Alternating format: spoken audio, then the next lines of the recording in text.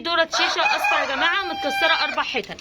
معانا تاني حاجة الردة او النخالة. ما بنحطش رجيعة. الرجيعة يا جماعة بتخسس الطيور، لكن الردة بتساعد معاهم على زيادة الوزن وبتسمن معاهم. تمام. بعد كده العلف البياض تركيز 18%. بسم الله ما شاء الله، اللهم صل على النبي. زي ما احنا شايفين مع بعض كده، احلى انتاج من البيض. عندك فراخ بتبيض، عندك بط بيبيض، رومي بيبيض، حمام، بسم الله ما شاء الله. اديله علف بياض تركيز 18% من عمر ال3 شهور. ابدأي معايا، اللهم صل على النبي. طب ايه يا امل؟ ده علف تسمين يعني ما شاء الله عليه.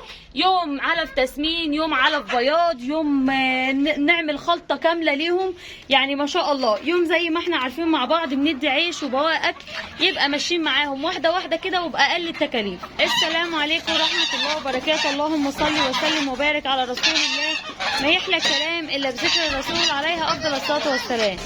ازيكم يا احلى متابعين ومشتركين قناه مصطفى وامل؟ صباح الجمال، صباح الخير والرزق على جميع البيوت يا رب العالمين. شكرا لاي حد قال لنا كلمه حلوه، شكرا اللي قال ربنا يعوضكم على الفرخه اللي ماتت.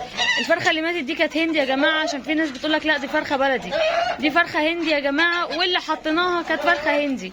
وكل ده هنوريه لكم. حاسبي ايمي، حاسبي ايمي، حاسبي. ده كان الوز هيعضك.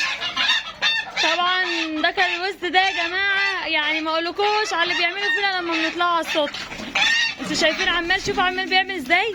هو بيبقى واقف كده عشان يحرس النتايات اللي راقده جوه. هي يا حبايب قلبي لو انتوا واخدين بالكم، في 3 ندايات يعني راقدين في العشه جوه.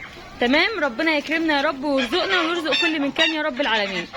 طيب احنا يا جماعه كده في البدايه حطينا لطيورنا بسم الله ما شاء الله، اللهم صل على النبي، شويه كده يا جماعه. وسعوا كده، وسعوا. شويه خضروات، شويه ورق خاص، شويه بصل. الحاجات دي تفتح نفسهم وتقوي المناعه، ودي اهم حاجه انا اطلع احطها لهم على الريق. تمام. تيجي نبصوا على الفراخ الهندي اللي انتوا بتقولوا لا دي مش فرخه هندي، وتيجوا نشوفهم الديك برضو عامل معاها ايه. طبعا ادي الفراخ الهندي اللي معانا والديك اللي معانا يا جماعه. سبحان الله، هو بعين واحده يعني، سبحانك يا رب، هو مخلوق كده. ادي فرخه اهيت يا جماعه معانا، وادي الفرخه الثانيه. كل حاجه واضحه معانا. بسم الله ما شاء الله، اللهم صل على النبي. الله اكبر ما شاء الله. ولا موتها ولا حصل لها حاجه زي ما حبايبنا كانوا بيقولوا هيموتوها او كده. دي ما شاء الله طالعين عندنا رقد، يعني ربنا يكرمنا منهم ويعوضنا خير على اللي ماتت، ويقدر الله ما شاء فعل. وزي ما احنا شايفين يا جماعه، الفراخ الهندي بتتميز بالشراسه، بتتميز ان هي البوز العريض، بتتميز ان هي العرف بتاعها بيبقى صغير كده، لكن دي وبتتميز كمان ان رجليها بتبقى طويله زي ما احنا شايفين مع بعض، بالطول والعرض والبوز العريض وكل حاجه ما شاء الله. تمام. كل دول طالعين عندنا سلاله، واللي ماتت كانت طالعه برضه عندنا سلاله من انتاج مصطفى. إني يا جماعة واخدة سامعين بتقولكوا ايه؟ بترمي العيش للطيور عشان يتغذوا ويبقى كبير. طبعا يا جماعه انا النهارده هستكفى بشويه العيش اللي قدامنا دول، هقطعهم للطيور مع شويه الخضروات، شويه الحاجات بواقي الاكل اللي انا طلعتها لهم، وكده الحمد لله دي وجبه بالنسبه لي الفطار. انا لسه ما حطيت لهمش ميه، لسه ما عملت لهمش اي حاجه. انا كده طلعت استفتح معاكم واقول لكم صباح العسل والرزق على جميع البيوت يا رب العالمين، مع احلى حمام ممكن تشوفوه عند مصطفى وامل زي ما احنا شايفين مع بعض. اللهم صل على النبي. كله طاير قدام عينيكم، ما عندناش حاجه تعبانه، ما عندناش حاجه كشه الحمد لله. وطبعا اللي بيموت دي بتبقى حاجه من عند ربنا والحمد لله. بالنسبه للفرخه اللي ماتت ديت يا جماعه، زي ما مصطفى قال لكم برضو، مصطفى قال لي لا يا امل، اصل انا بقول له ايه دي الفرخه دي متاكله. قال لي لا، الفرخه دي يا حبايب قلبي دي اما جت تبيض فعلا فتحه الخرج بتاعتها يعني نزلت مع ايه؟ مع البيضه. تمام. فطبعا ده طبعا بيسبب لها موت مفاجئ على طول. ده مش سبب من عندنا ولا ان هي كانت تعبانه، هي بموضوع بس فتحه الخرج ان البيضه اتحشرت فيها فماتت. يا ايمي تعالي هنا عشان ده كان الوز ما يعضكيش، انا بقول لك اهو انت حره. تمام. بسم الله ما شاء الله، اللهم صل على النبي. يلا يا ياسين قطع مع اختك عيش وحط لهم كده. يعني يوم كده زي ما قلت لكم بنوفر، يوم نحط خلطه، يوم نحط علف بياض، وطبعا كل حاجه موجوده عندنا الحمد لله. شاطره يا ايمي. يلا يلا يا ياسين وكل حاجه طيورنا. يا ياسين قول لحبايبنا، كلم حبايبنا، يلا كلمهم، بص لهم يا حبيبي. شاطر.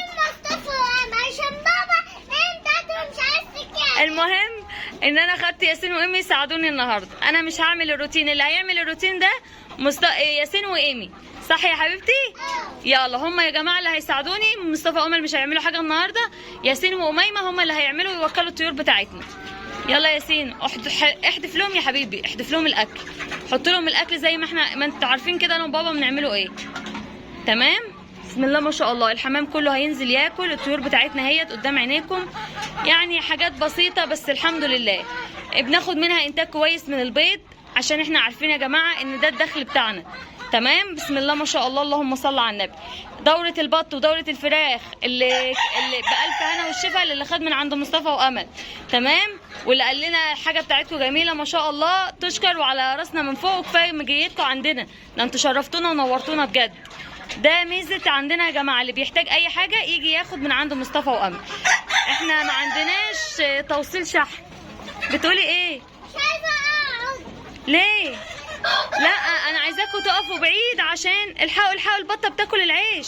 الحقوا يا ياسين، بص وراك كده، هياخدوا العيش من عندك. لا انت تاخد كده وتقطع انت واختك. تمام؟ وكلهم بقى بسم الله ما شاء الله. شاطر شاطر جميل. تشجعوا ولادنا كده ونحببهم في التربيه، ده خير. شطوره شاطرين. شايفين يا جماعه بيحدفوا لهم الاكل ازاي؟ ايوه الواحد يعود كده عياله على الخير والرزق ده يا جماعه. بسم الله ما شاء الله. يا ايمي احدفي هناك عشان الوز جاي عندك اهو. بسم الله ما شاء الله، اللهم صل على النبي. مفيش احلى من كده. الهوايه بتاعت الفراخ والبط والرومي مش وحشه. تمام؟ بسم الله ما شاء الله، اللهم صل على النبي. احدفوا من بعيد، يلا احدفي عليهم من بعيد، يلا بسم الله. زي ما قلت لكم النهارده اليوم عشان هنوكل عيش وهنوكل بواقي اكل، ده حاجات مفيده ليهم وتغيير برضو. تعالوا نشوفوا برضو احنا الحاجه اللي عندنا ايه، بتوكلوا علف ايه. اول حاجه معانا يا جماعه من الخلطه اللي احنا بنستخدمها كخلطه توفير واقوى خلطه يا جماعه لانتاج البيض. خليكم معايا واحده واحده. بنحط مثلا علبه بمقدار مثلا يعني كيلو من الذره الدشيشه. دي ذره شيشه اصفر يا جماعه متكسره 4 حتت. معانا تاني حاجة الردة أو النخالة. ما بنحطش رجيعة. الرجيعة يا جماعة بتخسس الطيور، لكن الردة بتساعد معاهم على زيادة الوزن وبتسمن معاهم. تمام؟ بعد كده العلف البياض تركيز 18%. بسم الله ما شاء الله، اللهم صل على النبي. زي ما احنا شايفين مع بعض كده احلى انتاج من البيض. عندك فراخ بتبيض، عندك بط بيبيض، رومي بيبيض، حمام، بسم الله ما شاء الله. اديله علف بياض تركيز 18% من عمر ال3 شهور. ابدأي معايا، اللهم صل على النبي. طب ايه يا امل؟ ده علف تسمين يعني ما شاء الله عليه. يوم علف تسمين، يوم علف بياض، يوم نعمل خلطة كاملة ليهم، يعني ما شاء الله. يوم زي ما احنا عارفين مع بعض بندي عيش وبواقي اكل، يبقى ماشيين معاهم واحدة واحدة كده وبأقل التكاليف. يبقى عشان طيورك ديت يا جماعة تديك انتاج كويس، وعشان ما تستهلكش علف كتير تمشي معانا خطوة خطوة، في نفس الوقت ما يتعبوش منك ولا يمرضوا منك. احنا بنطلع معاكم، يعني اول ما بفتح الباب بشغل الكاميرا بتاعتي على طول. اي حاجه في اي حاجه بيبقى قدام عينيكم. تمام؟ ما بنخبوش عليكم حاجه، عشان احنا ماشيين معاكم بكل مصداقيه وبكل حب. مش عايزين من حضراتكم غير ان انتوا تشتركوا لنا في القناه. ايمي بتقول لكم انتوا جمال وعسلين، معرفش ايه عسلين دي بس ماشي. يعني بص بقى، يا رب نكون خفاف على قلبكم وعند حسن ظنكم، فضلا وليس امرا من حبايبنا. ما تنسوناش في اللايك والاشتراك في القناه عشان يوصل لكم مننا كل جديد. والجديد شديد عند مصطفى وامل. النهارده طالعين على الصبح كده نوكلهم شويه عيش وشويه خضروات، وبعد كده على اخر النهار اللي هو قبل المغرب بساعه هنعمل لهم الخلطه اللي قلنا لكم عليها. انتظروا معانا، والسلام عليكم ورحمه الله وبركاته.